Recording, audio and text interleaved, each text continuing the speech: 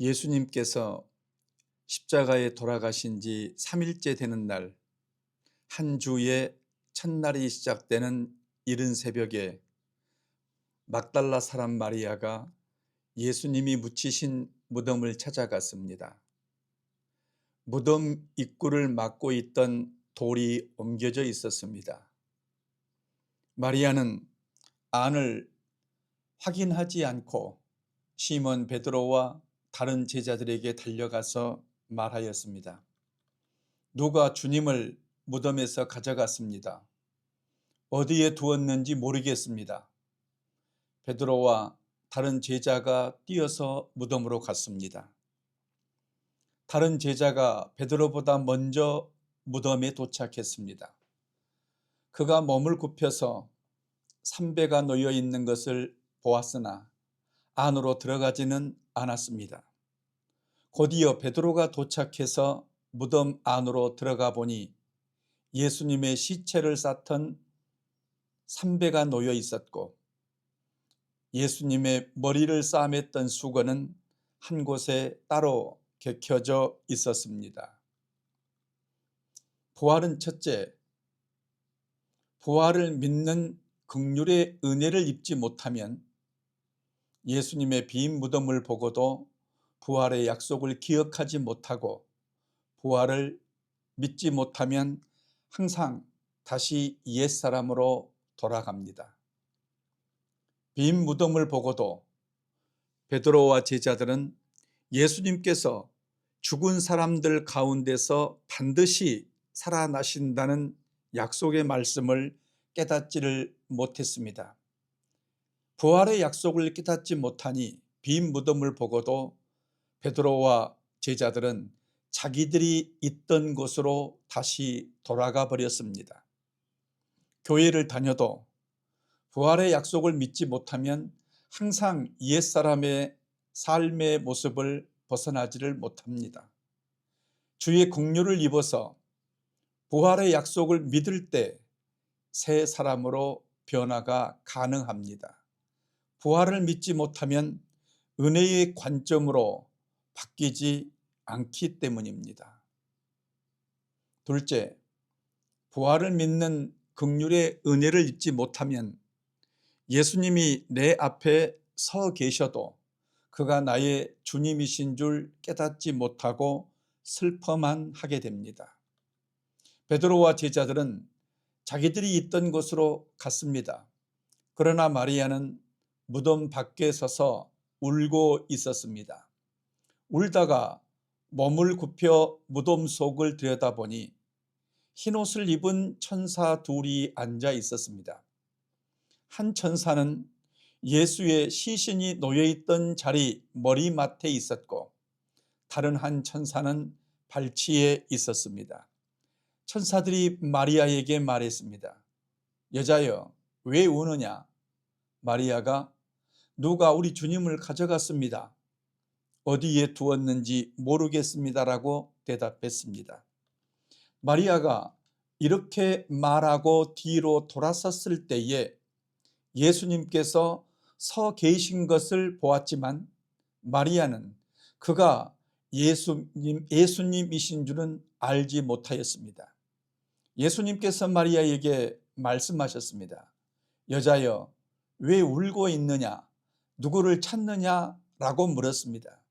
마리아는 그 예수님의 모습을 보고도 그가 동산지기인 줄 알고 여보세요, 당신이 우리 예수님을 옮겨 놓았거든. 어디에다 두었는지를 내게 말해 주십시오. 내가 그를 모셔가겠습니다 하고 말하였습니다. 그때 예수님께서 마리아야 하고 부르시자 마리아가 돌아서서 히브리 말로 선생님 하고 불렀습니다. 이렇게 마리아는 부활하신 주님을 만났습니다. 예수님께서 마리아에게 말씀하셨습니다. 내게 손을 대지 말라. 내가 아직 아버지께로 올라가지 않았다. 이제 내 형제들에게 가서 이르기를 내가 나의 아버지 곧 너희의 아버지 나의 하나님 곧 너희의 하나님께로 올라간다고 말하라고 했습니다. 세 번째, 부활의 주님을 만나는 긍휼을 입으면 부활의 소식을 전하는 자가 됩니다. 부활하신 주님을 만나는 자는 그 소식을 전하게 됩니다. 복음을 전한다는 것은 주님께서 부활하셨다는 소식을 전하는 것입니다. 막달라 사람 마리아는 제자들에게 가서 자기가 부활하신 주님을 본 것과 주님께서 자기에게 하신 말씀을 전했습니다. 복음의 내용은 내가 본 부활하신 주님을 전하는 것입니다. 그것은 그 부활하신 주님을 통해서 변화된 나의 삶입니다. 그리고 그 주님께서 내게 들려주신 주님의 약속, 하나님의 말씀을 그들에게 전하는 것입니다. 주님은 한 주의 첫날이었던 새벽에 부활하셨고 베드로와 제자들은 빈 무덤을 확인까지 하고서도 그날 저녁까지 유대 사람들이 무서워서 문을 모두 닫아 걸고 숨어 있었습니다. 마리아를 통해 부활의 소식이 전해진 그들에게 부활의 주님이 임재하셨습니다. 예수님께서 제자들 가운데 찾아오셔서 너희에게 평화가 있을지어다라고 말씀하셨습니다. 그리고 두 손과 옆구리를 그들에게 보여주시며 아버지께서 나를 보내신 것 같이 나도 너희를 보낸다며 복음 전도를 명하셨습니다. 그리고 그들에게 성령의 특권을 부여해 주셨습니다. 성령을 받아라. 너희가 누구의 죄든지 용서해 주면 그 죄가 용서될 것이요 용서해 주지 않으면 그대로 남아 있을 것이다.